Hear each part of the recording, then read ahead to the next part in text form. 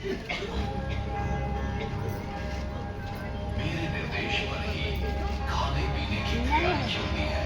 जैसे दिख रहा है आपको स्टार, ऐसे ही स्टार अपने दोनों प्रकृति के बीच में फील करिए, जहां तिलक स्थापन होता है वहां पर फील करिए कि चमकता हुआ सितारा। इसी तरह मैं आत्मा कानों द्वारा सुनकर आवाजों को ग्रहण करती हूँ।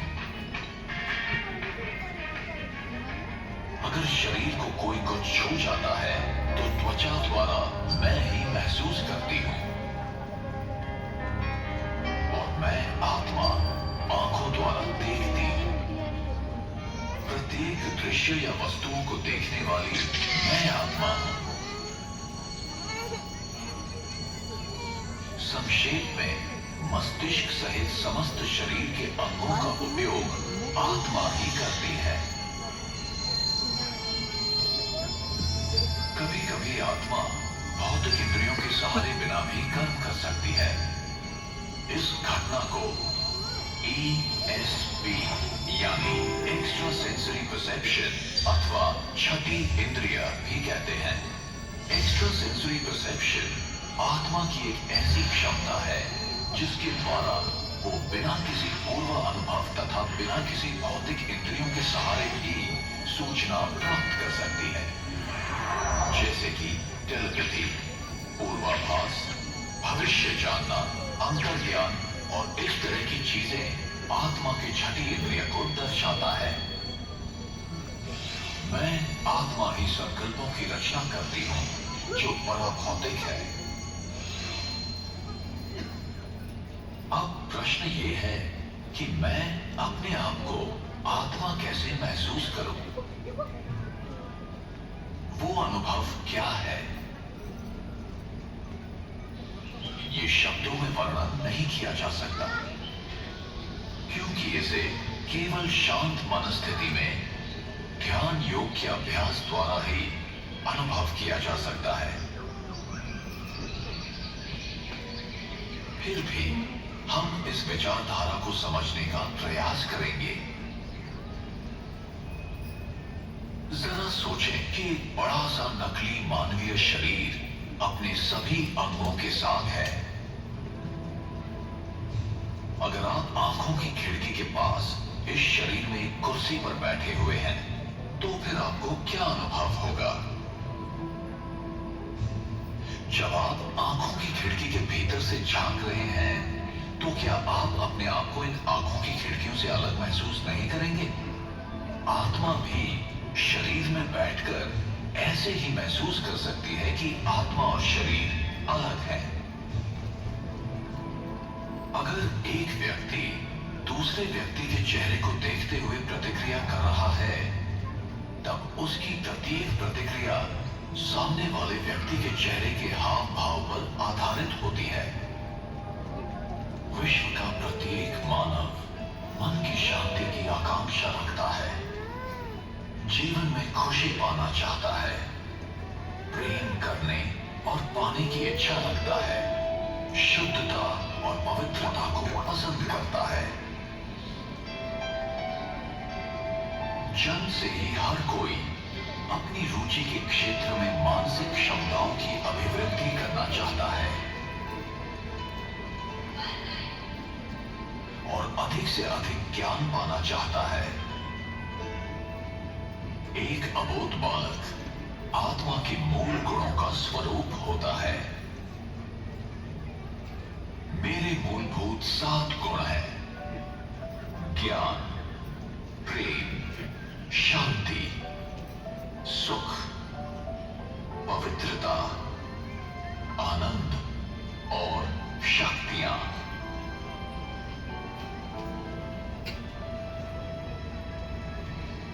मौलिक रूप से हर व्यक्ति इन गुणों का पैदाइशी अधिकारी है।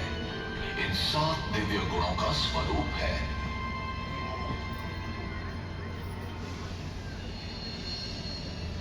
गलत मान्यताओं अथवा अज्ञानतावश या वातावरण और व्यक्तियों के प्रभाववश हम विपरीत दिशा की ओर मुड़ गए हैं,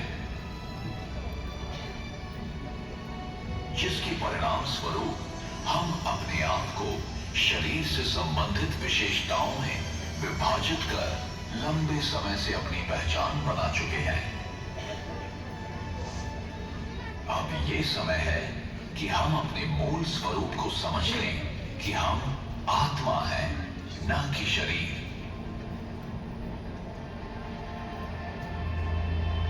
इन संकीर्ण सीमाओं से परे हम इन विशिष्ट दिव्य गुणों से संपन्न आत्मा हैं।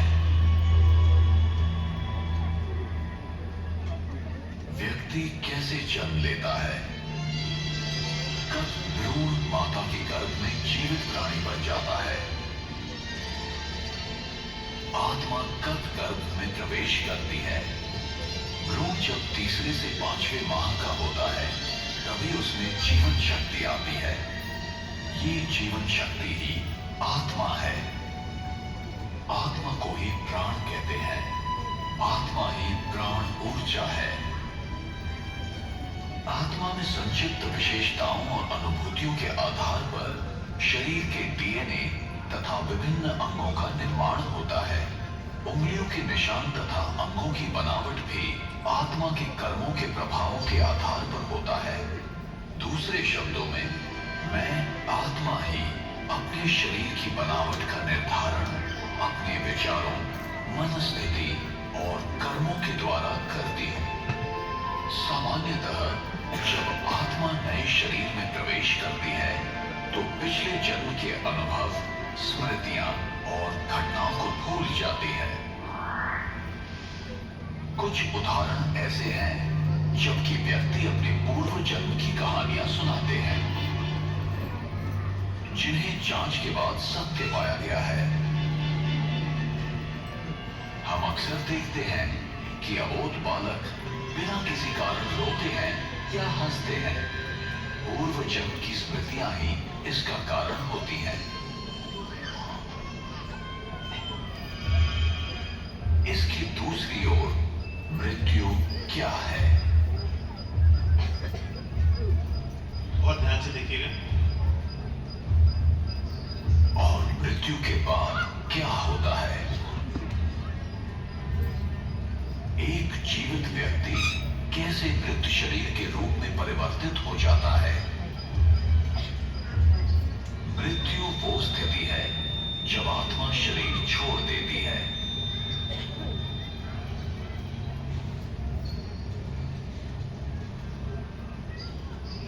और आत्मा जब शरीर छोड़ती है तो वो शरीर जो खून, हड्डी, मांस से बना हुआ आत्मा का वस्त्र है, एक पुतला मात्र रह जाता है जो प्रकृति के पंच तत्वों में विलीन हो जाता है।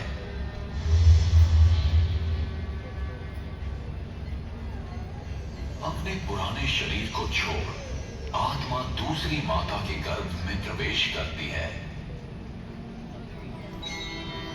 मनुष्य आत्मा पशु योनि में नहीं जाती। जैसे सेब के बीज से कभी संतरे का वृक्ष नहीं निकलता, वैसे ही मनुष्य आत्मा सदैव मनुष्य शरीर ही धारण करती है। आत्मा जब भी किसी नए शरीर को धारण करती है तो वो अपने नए मित्र, संबंधी और अपनी एक नई पहचान बनाती है। जैसे कोई नाटक में कलाकार अपने अनुरूप वस्त्र पहनकर एक निर्धारित समय में अपना अभिनय करता है, ठीक उसी प्रकार इस विश्व रंगमंच पर आत्मा भी एक कलाकार की तरह अपने निर्धारित समय पर अभिनय करती है। और जब शरीर अधिक उम्र, बीमारी या किसी घातक चोट के कारण बेकार हो जाता है, तब आत्मा शरीर को त्याग देती है और जन्म उपरांत जन्म लेती जाती है। इसी प्रकार जीवन एवं मृत्यु का ये अविनाशी चक्र इस संसार में चलता रहता है। क्लियर हो गया सभी को?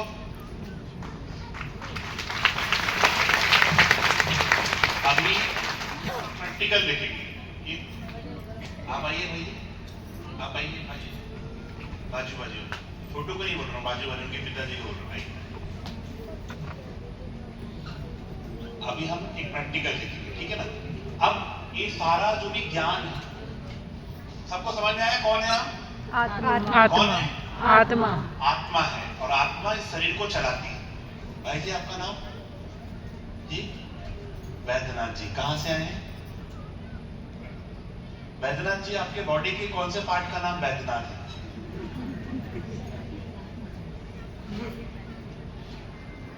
कौन से पार्ट को कहेंगे वैद्यनाथ?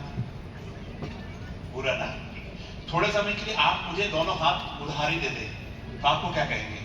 आपके हाथ नहीं है, आपके हाथ मैंने ले लिया उधार, तो आपको क्या कहेंगे? क्या कहेंगे भाई को? वैद्यनाथ जी कहेंगे, है ना? पैर उधार ले लिया तो, कान उधार ले लिया तो, आंख ले लिया तो, और आत्मा ले लिया तो, बॉडी यहाँ पर पड़ी है ना? बॉडी यहाँ है और वैद्यनाथ जी चले गए। तो वैद्यनाथ जी है कौन एक्चुअली में? वैद्यनाथ जी आत्मा है, इस शरीर को चला रहे हैं, राइट? अब ये ज्ञान जो है ना, अब इनको भी ज्ञान नहीं है, मुझे भी ज्ञान नहीं है, और इस ज्ञान ना होने के कारण ही घर घर में लड़ाई है। 68 लाख केस, उससे भी ज्यादा है अप्रॉक्सिमेट, तो ऐसा बता रहा हूँ, हस्बैंड वाइफ के लड़ाई झगड़े के, घरेलू हिंसा के चल रहे हैं, क्योंकि मैं राइट। देखो प्रैक्टिकल बताते हैं, हम डेमोन्स्ट्रेशन के बाद बताएंगे, आपको क्लियर होगा। अब आपको क्या करना है वैद्यनाथ जी? मुझे सामने रखिए, हाथ आइए, मुझे पीछे ढकेलना है और बोलना है मैं राइट? और मैं आपको पीछे ढकेलूंगा, मैं राइट। डेमो सबको समझ में आएगा। चलिए बोलिए मैं राइट, पूरी तरह से ढकेलिए, मैं राइट, पूरी तरह से ढकेलिए, मैं राइट, ढकेलिए, एनर्जी लगाइए, मैं राइट। अच्छा, कब से चल रहा है अपने घर में ये मैं राइट? बताइए, कब शादी हुई है? कब से चल रहा है? तो जब मैं क्लाइंट से हमारे पूरी इंडिया में जाता हूँ, पूछता हूँ कब से, बोलते सर जब से शादी की, मैं राइट, दोनों की फाइट ऊपर की फ्लाइट, बस लड़ाई कब तक चलेगा? बोले जब तक इस दुनिया में तब तक चलेगा। ऐसा नहीं, पर आपको यही सही ज्ञान हो जाए तो आपका जीवन, आपका दृष्टिकोण बदल जाएगा। देखिए दृष्टिकोण कैसे बदलेगा? एक जिराफ है, ठीक है ना? आप जिराफ यदि पेंटिंग कर रहा है, समझ जाओ जिराफ कितना ऊंचा है, और एक व्यक्ति की पेंटिंग कर रहा है और एक व्यक्ति ने टोपी पहना है। अब जिराफ यदि देखेगा तो ऊपर से देखेगा, तो ऊपर से वो टोपी बना रहा है, राइट? ऊपर से वो व्यू से देख रहा है, टोपी बना रहा। हम उसको कह रहे हैं कि इसको इतनी भी अकल नहीं है जिराफ को कि पूरे व्यक्ति को बनाना चाहिए, वो टोपी बना रहा है, तो उसका दृष्टिकोण कैसा है? वो टोपी को देख रहा है, यस और नो? अब यहाँ पर 6 लिखा है, 6, ठीक है? 6 आपको क्या दिखाई देगा? 9। बोलिए 9, बोलिए 9, 6, बोलिए 9। आप 9 में अटके रहना, मैं 6 में अटका रहूंगा। बोलिए जोर जोर से बोलिए 6, 6। यही तो घर में चल रहा है, 6, 9, 6, 9। आपने मेरा दृष्टिकोण नहीं समझा, मैंने आपका दृष्टिकोण नहीं समझा। जैसे आत्मा का ज्ञान होता है तो मैं क्या करता हूँ? आपका दृष्टिकोण समझता हूँ, आपके पास जाता हूँ। सही में 9 था, सॉरी, मैंने आपका दृष्टिकोण नहीं समझा, और आपको भी मेरे पास आकर समझना चाहिए कि 6 था, आप 9 में अटके थे, तो हमारी प्रॉब्लम सॉल्व होगी नहीं होगी? अब मुझे आत्मा का ज्ञान हो गया। अब देखिए प्रैक्टिकल, चलिए अब मुझे क्या करना? पूरी ताकत से धकेलना, ठीक है? बोलना मैं राइट, धकेलते जाइए, आगे आइए, धकेलिए, जोर से बोलिए, धकेलिए। आप ताली बजाओ, इनकी पावर करो। मैंने नहीं धकेला, मैंने इनको एक्सेप्ट कर लिया, मैंने एक्सेप्ट कर लिया, हो गया। बस यही तो करना है, एक्सेप्ट करना है। सबसे महंगी जितने भी हैं घर में लड़ाई झगड़ा होती है, एक्सेप्ट कर लो उनको, उनकी कमी कमजोरी को। सागर क्या करता है? एक्सेप्ट कर लेता नदी सबको, कैसा भी पानी हो, इसलिए सागर महान है, सबसे बड़ा है, बिग है, बहुत बड़ा होते जाता है। एक्सेप्ट जितना करते जाएंगे बड़ा होते जाएंगे, कमी नहीं होगी। एक्सेप्ट करना है, मैं राइट नहीं, मैं आत्मा हूं और ये भी आत्मा है। वैद्यनाथ जी भी आत्मा है, मैं भी आत्मा हूं, हम पार्ट बजा रहे हैं, ठीक है? ये मान लो मेरे बड़े भाई हैं, ये बड़े भाई का पार्ट बजा रहे हैं, मैं छोटा भाई हूं ना। कोई सास का पार्ट बजा रहा है, कोई ससुर का पार्ट बजा रहा है, पार्ट बजा रहे हैं, पर है कौन वो? आत्मा। जब मेरा दृष्टिकोण है कि एक आत्मा है, चमकता वो सितारा भगवान का बच्चा है ना? गाय का बछड़ा कैसा रहता है? गाय के जैसा रहता है। तोते का बच्चा कैसा रहता है? शेर का बच्चा कैसा रहता है? आत्मा ज्योति स्वरूप देखा आपने, उसके पिता कैसे रहेंगे? ज्योति स्वरूप निराकार परमात्मा शिव ही रहेंगे ना, है ना?